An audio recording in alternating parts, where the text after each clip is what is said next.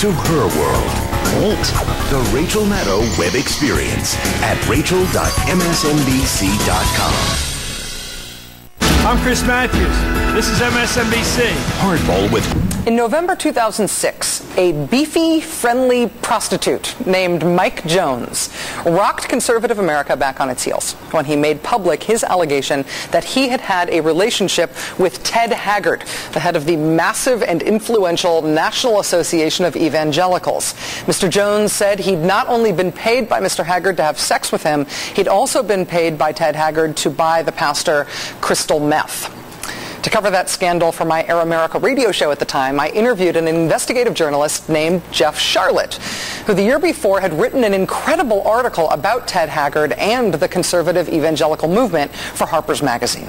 Turns out that a couple of years before that, Jeff had also published an even more incredible investigative piece on a group called The Family, or The Fellowship, a secretive religious organization founded in Washington in the 1930s that was really publicly known only for hosting the National Prayer Breakfast, but which secretly had a much greater reach than that. That reporting eventually became Jeff's book, The Family, The Secret Fundamentalism at the Heart of American Power. It was published in 2008. And it made just about no splash at all when it was published, no offense to Jeff. But after it was published, something started to happen. Actually, a lot started to happen. Senator John Ensign first confessed to an affair with a staffer. That happened last June. And it emerged that Senator Ensign was living at the C Street house, which is operated by the family. And it emerged that he had received counseling about his affair at C Street. Then, later that same month, it happened again. South Carolina Governor Mark Sanford revealed that he also had received counseling for his extramarital affair at the C Street house, operated by the family. I was part of a group called C Street when I was in Washington. It was believe it or not, a Christian Bible study. Some folks asked members of Congress hard questions that I think were very, very important, and I've been working with them. C Street getting a shout out in the most compelling press conference of the year. But then the next month, it happened again. An alienation of affection lawsuit filed by the ex-wife of Mississippi Congressman Chip Pickering alleged that Mr. Pickering's actual affair took place at the C Street house. What's going on with C Street and the family? Why do they keep getting mentioned in all of these successive sex scandals involving conservative politicians? We invited Jeff Sharlett onto this show numerous times to talk about C Street and about the family, which is this secretive religious organization that operates C Street. We tried to learn and explain more about the leadership and the theology of the group. We reported that, as far as we could tell, the theology of the group bore little resemblance to the mainstream Christian image maintained by many of the politicians who were associated with the family. Here, for example, was footage that we played of the longtime leader of the family, Doug Coe. I've seen pictures of the young men in the Red Guard. They would bring in this young man's mother. He would take an axe and cut her head off. They have to put the purposes of the Red Guard ahead of their father, mother, brother, sister, and their own life. That was a covenant, a pledge. That's what Jesus said. Jesus said, you have to put me before other people, and you have to put me before yourself. Hitler, that was a demand to be in the Nazi Party. You have to put the Nazi Party and its objectives ahead of your own life and ahead of other people. As more became known about C Street and the family, other news organizations started to talk about them as well.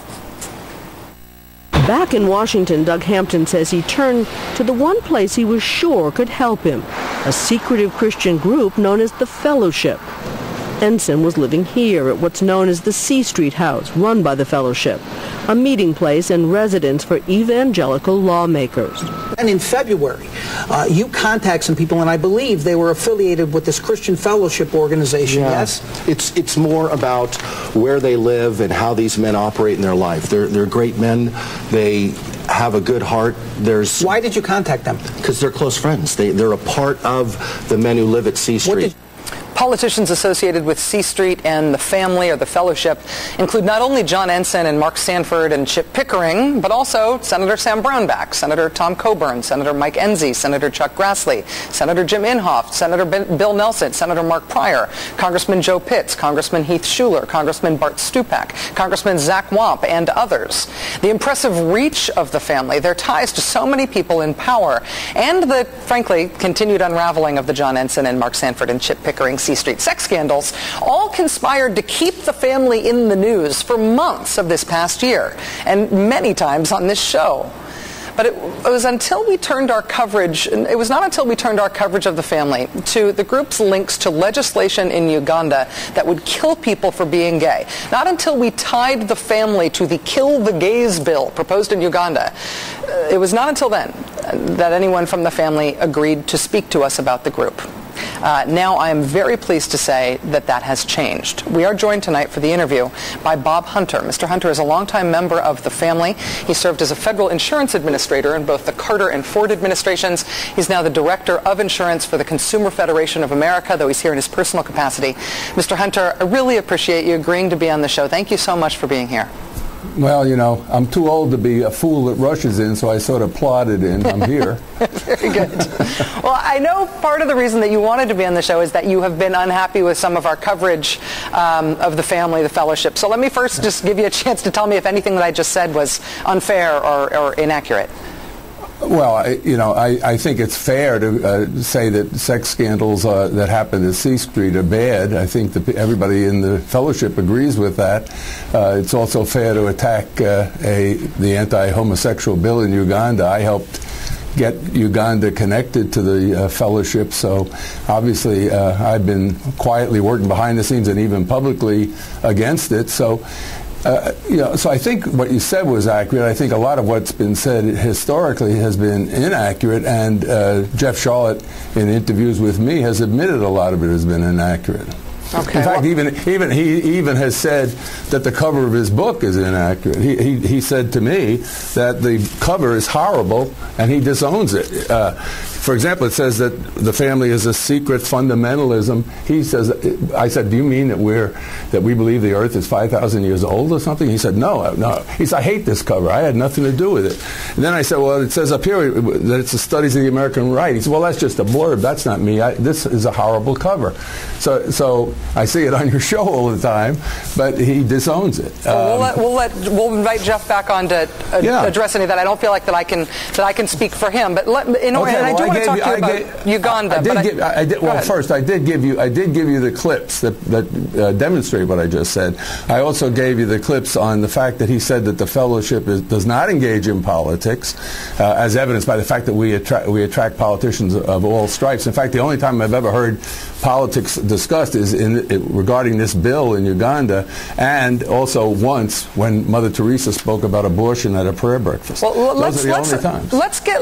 I'm really interested to talk to you about the Uganda issue in particular, but I do just want some foundational stuff. I think that one of the things that's most interesting about the fellowship, and to people outside the group maybe most important, is the issue of secrecy. I always talk about it as a secretive religious group. Have you had to get permission to do this interview? Are you here with the fellowship's blessing? No, I didn't. I first went on National Public Radio because I felt like I was scandalized on National Public Radio by name, and that's why I started talking out. I also spoke out because I am the guy that linked to Uganda, and I know that the people who were involved in the fellowship here had nothing to do with that, and in fact were working actively against it from long ago. Even before it was introduced, people from the fellowship spoke against it. Okay. On that issue, though, in terms of what people understand about the fellowship and the family and whether or not it is misunderstood, this summer, Congressman Zach Wamp of Tennessee, he told the Knoxville News-Sentinel when they asked him about it because he'd been mentioned on this show, he said that he hated that John Ensign was associated with the family. He said, I'm not going to be the guy who goes out and talks. The paper also said he said there was a sort of a pact of secrecy of people associated with the group, that he shouldn't be talking about it. He then even complained that I read that quote from the paper on television. The insistence on secrecy has ended up being one of the most interesting things about the group. And so I just have to ask you, if there is a rule, is there a pact that nobody will talk about? No. Well, first of all, there is no membership in the fellowship. There are 10,000 small groups all over the world.